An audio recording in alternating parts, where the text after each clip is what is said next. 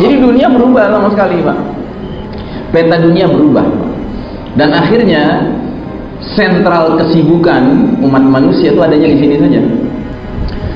Nah, saya membayangkan kalau itu semua terjadi bersamaan, Pak, shutdown pula modern teknologi, orang kelaparan, ya, orang panik semua, ya, maka yang namanya institusi negara menjadi sejarah, Pak.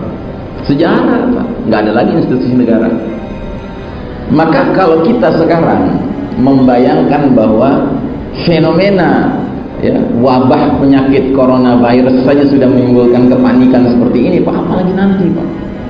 Ya.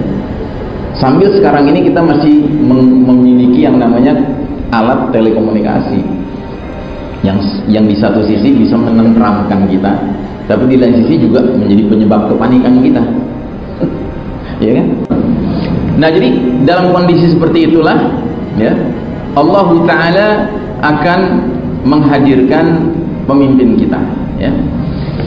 Nah, jadi ketika kaum kufar masih menguasai teknologi modern seperti sekarang, maka sistem Dajjal, sistem kafir syirik yang disebut sistem Dajjal ini dapat seenaknya menjalankan berbagai kezalimannya, Pak. Contoh, teknologi digunakan untuk kezaliman dalam hal surveillance, dalam hal pengawasan ketat setiap individu. Ini kan mengerikan sekali, Pak. Nah, jadi saudaraku rahimakumullah, surveillance ini makin hari semakin ingin dioptimalkan. Dan kita ini akan menjadi bagian dari yang di surveillance, ya, dipantau. Terus dengan adanya teknologi ini terjadilah remote controlled war, ya, perang curang yang tidak adil karena mengandalkan remote control. Tadi sudah saya gambarkan, ya. Mereka cukup ada di ruang ber-AC, ya, pakai komputer, pakai mouse, ya kan, kayak main game aja. Target lock, sudah pencet knob, drone bergerak dengan rudal. Penyebaran hoax dan fitnah, ya, dahsyat sekali. Dengan teknologi canggih sekarang ini, hoax dan fitnah itu tersebar dengan sangat mudahnya. Misleading opinion making via mass media, ya. Mass media itu sekarang sudah bukan menjadi kantor berita yang benar-benar memberitakan secara deskriptif apa yang terjadi, tetapi semuanya sudah menjadi alat kepentingan dari yang punya mass media itu untuk menyebarluaskan opini yang ingin disebarluaskan. Terus juga teknologi canggih telah mengembangkan fake money, ya, uang palsu, digital finance, ya, orang mengandalkan rasa kaya dan rasa miskinnya berdasarkan jumlah nol yang ada di belakang saldo dari e-bankingnya, mobile bankingnya, gitu.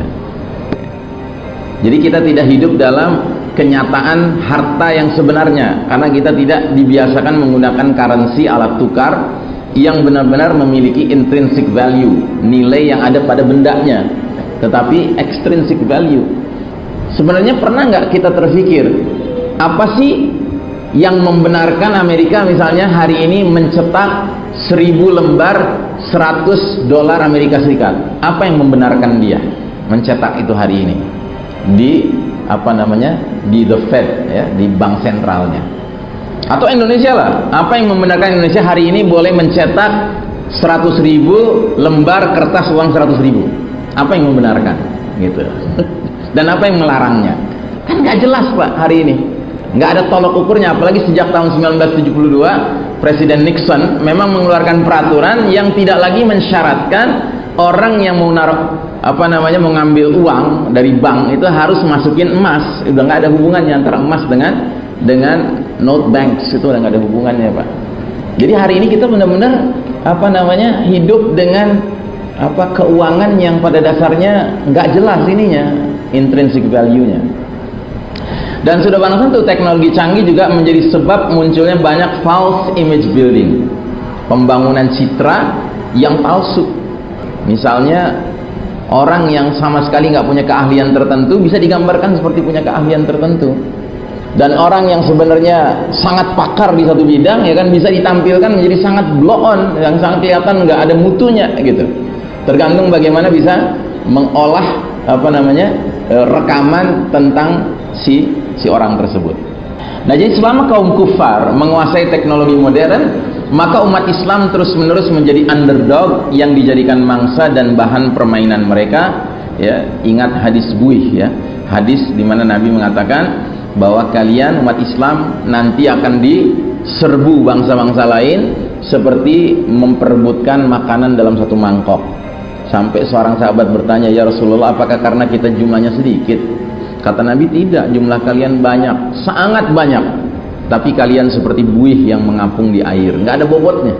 Allah telah mencabut rasa takut musuh kepada kalian, dan Allah telah tanamkan penyakit wahan dalam hati kalian, yaitu penyakit hubbud dunya wa karahiyatul maut ya. Nah, jadi berbagai subsistem kehidupan mereka kuasai dan tidak izinkan umat Islam memilikinya, mengembangkannya, apalagi mengambil alih untuk menguasainya. Tidak boleh. Makanya sudah nggak zamannya Pak Anda mendorong-dorong anak Anda belajar sampai S3 misalnya gitu kan, bidang teknologi, ya supaya kamu bisa mengejar ketertinggalan barat kafir Pak di bidang teknologi. Nggak zamannya Pak Anda ngomong gitu lagi. Mestinya kita udah sadar Pak, nggak bakal bisa kita mengejar ketertinggalan mereka. Bukan karena nggak mau, bukan karena nggak bisa, tapi karena nggak akan diizinkan sama mereka. Mereka akan halangi kita Pak. Makanya banyak putra-putri muslim dari negeri muslim yang belajar ke barat, Amerika, Eropa, kalau dia brilian, ya IP-nya tinggi, IPK-nya tinggi Pak, indeks prestasi kumulatifnya tinggi, dia kalau perlu nggak diizinkan pulang ke negeri muslimnya, dikasih kewarganegaraan setempat, dikasih pekerjaan, ya kan? Supaya apa? Brain drain, disedot Pak otaknya yang cerdas itu. Yang penting jangan dimanfaatkan oleh negeri kaum muslimin. Apalagi yang sifatnya kolektif Pak, yang sifatnya pribadi saja dia begitu kan ya. Nah, jadi shutdown of modern technology bagi kaum beriman merupakan keberkahan dan pertolongan dari Allah Subhanahu wa Ta'ala. Saat itu terjadi, umat Islam bisa istirahat dari perlombaan di bidang teknologi melawan barat kafir. Seketika posisi kaum beriman akan menjadi setara dengan barat kafir, sama-sama nggak punya apa-apa, iya kan? Anda pikir sekarang barat kafir ini bisa merasa sombong, bisa merasa terus-menerus supreme di atas kita? Itu karena apa? Karena mereka menguasai teknologi canggih Pak. Sama, Cina juga begitu. Bahkan Cina lebih dahulu kesombongannya, keterlaluan, sampai akhirnya Allah kasih ujian coronavirus ini.